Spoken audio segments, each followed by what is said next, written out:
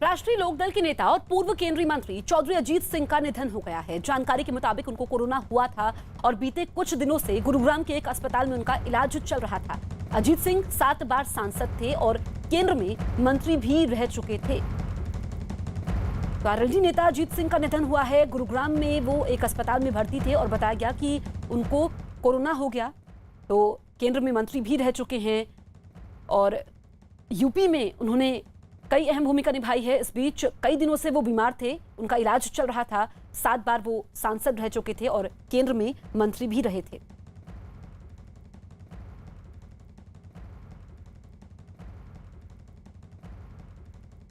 पूर्व केंद्रीय मंत्री चौधरी अजीत सिंह के निधन के बाद उनके बेटे जयंत चौधरी ने ट्वीट कर इसकी जानकारी दी। उन्होंने लिखा कि चौधरी साहब नहीं रहे। चौधरी अजीत सिंह 20 अप्रैल को कोरोना संक्रमित पाए गए थे और आज सुबह 6 मई को उन्होंने अंतिम सांस ली। असीम दुख की घड़ी है। अंतिम समय तक भी चौधरी साहब संघर्ष करते रहे।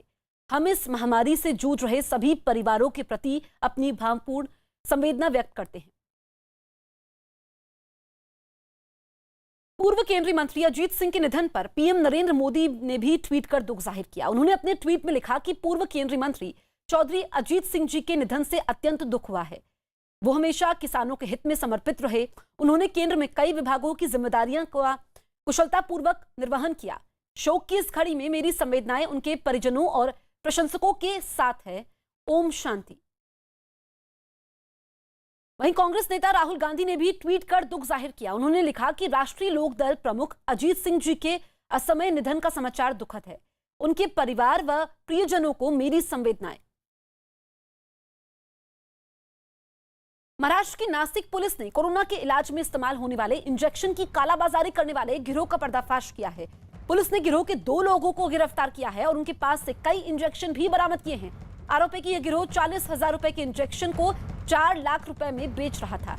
पुलिस ने इस मामले में केस दर्ज कर लिया है और गिरोह के बाकी सदस्यों की तलाश में जुट गई है।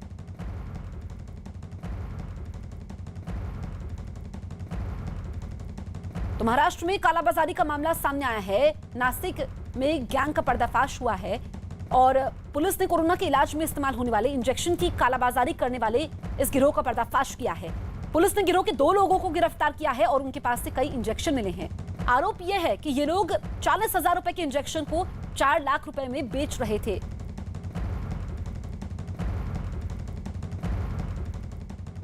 देश में कोरोना महामारी महासंकट बनकर मंडरा रही है और इस महासंकट को कुछ मुनाफाखोर गिद्ध मौका समझकर चांदी काटने में जुटे हुए हैं। बीते 3 हफ्ते से देश अस्पतालों से आने वाली भयावह तस्वीरें देख रहा है।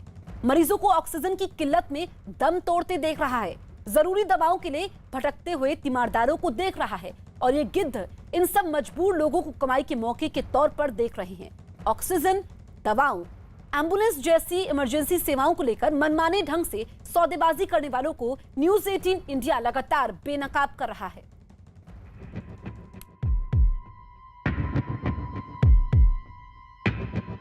ये जो 1200 रुपए का एक पत्ता है ना, ये 3,000 रुपए का मिल रहा है। अगर लेना है तो ठीक है।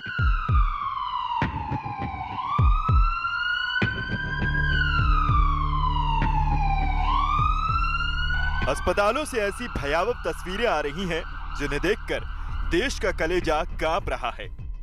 बेबस लोग भी सोच रहे हैं कि काश उनके हाथ में कुछ होता तो वो मजबूरों की मदद करने के लिए हाथ बढ़ाते। जिस वक्त में किसी भी इंसान का दिल पिघल जाए, जिस वक्त देश की आंखें नम हैं, जिस वक्त दर्द से बिलखते लोगों को मदद की जरूरत है, उस वक्त भी कुछ ऐसे लोग हैं जो चाहे तो मदद कर सकते हैं, किसी की जान बचा सकते हैं, लेकिन फिर भी ये लोग मरीजों को ठग कर नोट छापने में जुटे हैं। यही है कोरोना काल के गिद्ध।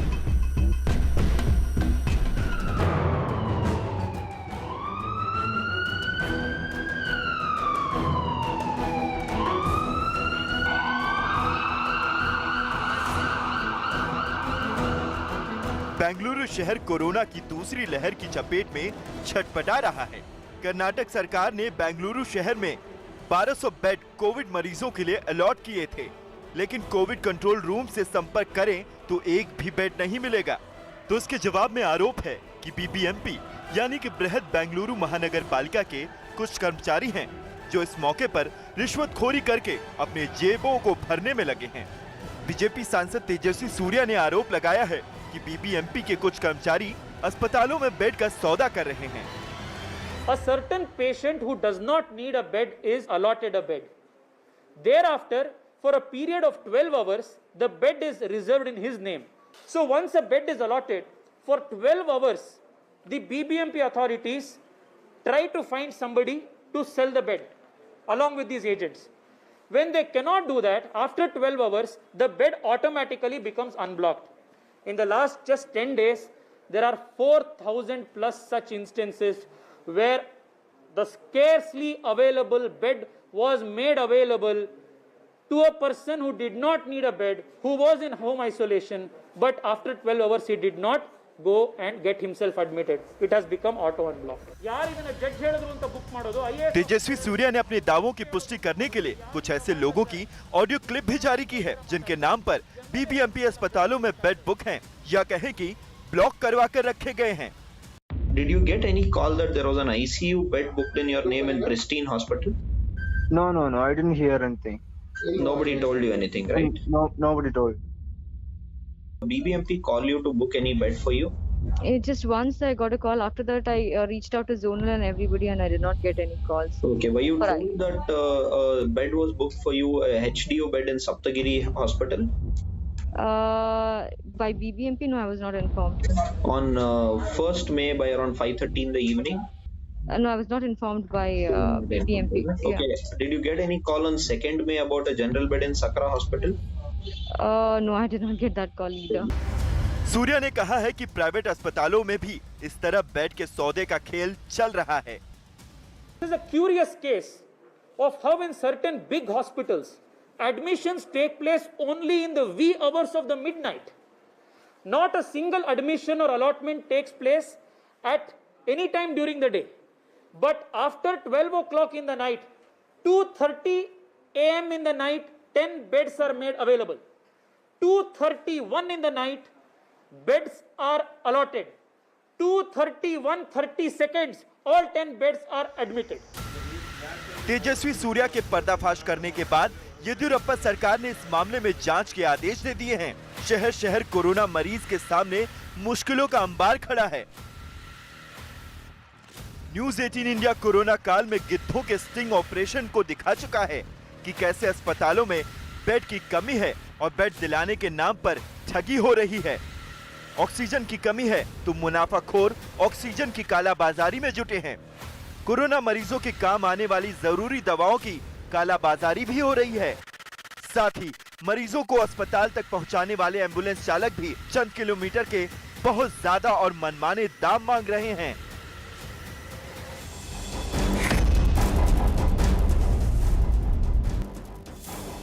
महामारी संकट में महामक्कारों का शिकार बन चुके दिल्ली के कुछ लोगों ने न्यूज़ 18 को अपनी आप बीती सुनाई। दिल्ली के लोग कोरोना मरीजों के लिए ऑक्सीजन और जरूरी दवाएं ढूंढ रहे थे। जब काला बाजार से नहीं खरीद पाए तो बीजेपी सांसद गौतम गंभीर के दफ्तर से इनकी मदद की गई। सिलेंडर नहीं मिलते हैं, फिर सिलेंडरों की इतनी ज़्यादा पैसे मांगे जाते हैं कि हम लोग अफोर्ड नहीं कर पाते हैं। बाई चांस कहीं से हम लोग सिलेंडर अफोर्ड भी कर लेते हैं तो फिर उसके लिए ऑक्सीजन के लिए ढूंढना पड़ता है यहाँ वहाँ। मैं खुद 3-4 दिन से इतना परेशान हो चुका हूँ कि पूछिए मत। कई जगह तो हमें ऑक्सीजन के लिए बुलाया जाता है कि हाँ इतने पैसे दे दो, मैं मजबूरी में उतने पैसे देने के लिए तैयार भी होता हूँ, लेकिन फिर भी वहाँ फ्रॉड होते हैं और वो ऑक्सीजन हमें नहीं मिल पाता। जगह पे हमने पता किया था कि कनॉट प्लेस में भी गए, वहाँ भी दवाइयाँ अवेलेबल नहीं थी। तब जाके हमें किसी ने बताया किसी रिसोर्स के थ्रू कि ये जो 1200 रुपए का एक पत्ता है ना, ये 3000 रुपए का मिल रहा है। ये बहुत ज्यादा लूटा जा रहा है। इसीलिए हम मिडिल क्लास के मतलब अफोर्ड कर सकते थे हम कभी भी आगे भी, लेकिन अब देख रहे काम धंधा सब बंद है, सारी चीजें बंद है। अब खान पान का भी दिक्कत, ऊपर से हमें दवाइयों पे खर्चा करना पड़ रहा है एक्स्ट्रा, और वो भी जो जेन्युइन है उसमें भी ऊपर से अपना ट्रिपल लगा। मेरे हस्बैंड और मुझे, हम दोनों को 19 अप्रैल को कोरोना पॉजिटिव हुआ था। तो उसके कुछ दिन बाद हमें ऑक्सीजन सिलेंडर की ज़रूरत पड़ी, तो हमने काफ़ी जगह कांटेक्ट किया, बट वही कांटेक्ट करने के बाद एक कांटेक्ट नंबर मिला, तो हमने उस पर कॉल किया। तो उस पर कॉल करने के बाद हमने उनसे पूछा कि हमें ऑक्सीजन सिलेंडर की ज़रूरत है, तो उन्होंने बोला मिल जाएगा मैम आपको, बट वही है कि उसका जो चार्जेज है, रेट है, वो 5 किलो का जो सिलेंडर है उसको आपको 20,000 पे करना पड़ेगा और 27,000 आपको 7 किलो के सिलेंडर को पे करना पड़ेगा, वो भी खाली सिलेंडर का उन्होंने बोला। तो और कैश, उन्होंने बोला कि कैश आपको पेमेंट करनी पड़ेगी। जिस तरह दवा और ऑक्सीजन के नाम पर लूट की जा रही है, उसी तरह से ऑक्सीजन वाले भी मरीजों के परिवारों को लूटने में लगे हैं। महामारी के दौर में साइबर सिटी गुरुग्राम में एम्बुलेंस चालक हड़ताल पर चले गए हैं, जिससे मरीजों के तीमारदारों में अफरा तफरी का माहौल पैदा हो गया है। बोलने लगे जी इसका ऑपरेशन होगा, मगो जी फिर यहीं पे कर दो, मगो जी हमारे यहाँ तो बंद है, कोविड के चलते ऑपरेशन, मैं रोहतक के रेफर कर देता हूँ, मगो जी वहाँ पे मगो जी देखो फिर कैसे लेके जाएगा रोहतक? रोहतक सर वो एम्बुलेंस तो मिल नहीं रही, मैं अपनी पर्सनल गाड़ी से लेके जाना पड़ेगा सर। एम्बुलेंस वालों की मनमानी पर रोक लगाने के लिए रीजनल ट्रांसपोर्ट अथॉरिटी ने एम्बुलेंस के लिए दाम तय कर दिए हैं। सरकारी आदेश के मुताबिक एम्बुलेंस के रेट 7 रुपए प्रति किलोमीटर होंगे। अगर एम्बुलेंस में ऑक्सीजन और वेंटिलेटर लगा है तो रेट 13 रुपए प्रति किलोमीटर होगा। बस रेट तय करने से एम्बुलेंस यूनियन नाराज हो गई और नाराज एम्बुलेंस चालक हड़ताल पर चले गए। गुरुग्राम एम्बुलेंस चालक संघ का कहना है इतने कम दाम पर उनका खर्च पूरा नहीं होता है। हरियाणा हेल्थ मिशन से एक लेटर जारी हुआ है जिसमें एम्बुलेंस प्राइवेट जितने ऑपरेटर उनके लिए एक रेट निर्धारित किया है, जो रेट 7 रुपये पर किलोमीटर और बड़ी गाड़ी जिसमें सारी सुविधाएं होते हैं, एडवांस लाइफ सपोर्ट एम्बुलेंस, उसका 15 रुपये किलोमीटर के हिसाब से रखा है। 7 रुपये में पेट्रोल की गाड़ी में 1 किलोमीटर भी गाड़ी नहीं चल सकती, उसका भी खर्चा गिने तो 12 रुपये खर्चा आता है। ऊपर से कोविड का 100% पेशेंट आ रहा है, उसमें कोविड के एहतियात के लिए जो स्टाफ को हमें सुविधाएं देनी है, सैनिटाइजर हो गया, पीपी किट होगी, ऑक्सीजन वगैरह होगी, वो सब चीज़ें महंगी है। उन सब चीज़ों को देखते हुए हमारा खर्चा तो कई गुना ज़्यादा है। मुनाफाखोर मरीजों पर गिद्ध की तरह नजर गड़ाए बैठे हैं। मौका मिलते ही मांस नोचने से बाज नहीं आते।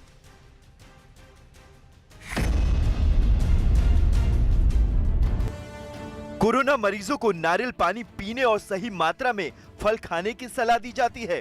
डॉक्टरों का कहना है कि इससे इम्यूनिटी बढ़ेगी और कोरोना से लड़ने की ताकत मिलेगी। जैसे ही ये सलाह फल मंडियों तक पहुंची, तुरंत फलों के दाम दवाई के दाम की तरह बढ़ा दिए गए, यानी यहाँ भी मुनाफाखोर गिद्ध सक्रिय हो गए। कोरोना महामारी के दौरान वो तमाम चीजें जो इस प्रोसेस में काम आ सकती हैं सब महंगी होती जा रही हैं, ना सिर्फ ऑक्सीमीटर्स या बाकी इक्विपमेंट बल्कि फल भी।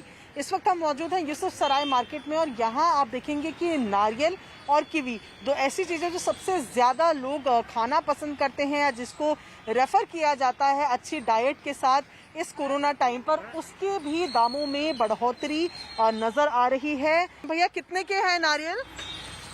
नारियल कितने के बिक रहे हैं? नारियल 80 रुपये का, 70 रुपये का, 72 रुपये। अच्छा, और कीवी का क्या रेट चल रहा है? 40 रुपये। ये क्यों महंगे हो गए अभी? मंडी में महंगे हैं जी, मंडी महंगे तो यहाँ पर महंगे हैं।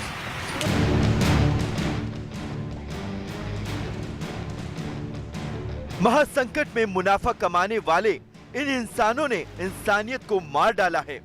गिद्ध तो फिर भी मुर्दों को खाते हैं, लेकिन ये गिद्ध जिंदा इंसानों को नोचने में लगे हैं।